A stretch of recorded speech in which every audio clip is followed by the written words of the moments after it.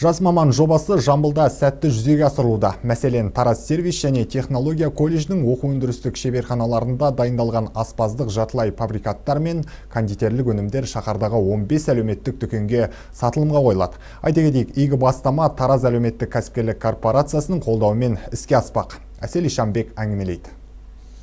Жас маман жобасының мақсаты сұранысқа ие өнеркәсіптік және сервистік 100 мамандық бойынша 180 колледж бен 20 жоғарғы оқу орындарын жаңғырту. Сондай-ақ білікті мамандарды даярлау. Солардың қатарында Тараз сервис және технология колледжі де бар. Білім ұясындағы шеберханада 10-нан аса ұннан жасалған өнім түрі шығарылады. Ендігіде әлеуметтік дүкен сөрелерінен қала тұрғындары студенттердің дайындаған тәттілері мен қатпарлы қамыр, жартылай фабрикаттарды да таба алатын болады.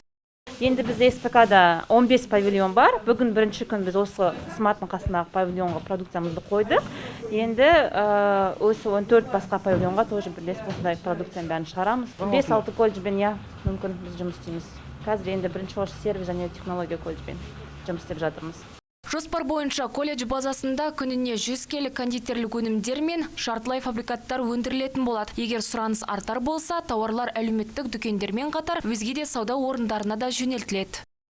Қазіргі уақытта егер бұл жұмыс өз жалғасын, нәтижесін беріп сұраныс артатын болса, Тараз қаласындағы басқа да дүкендерді осы өзіміздің өндірілген өніммен қамтамасыз етеміз деп ойлап отырмыз. Бүгінгі күні бұл жұмыс басталып кетті. Тараз кәсіпкерлік әлеуметтік кәсіпкерлік корпорациясы бізге қолдау көрсетуде. Ол бойынша ол кісілер тарапынан арзан бағадағы шикізат өнімдерін алып, сол кісілердің дайындалған әлеуметтік дүкен магазиндерінде бұл өнім уже сатылымға шықты.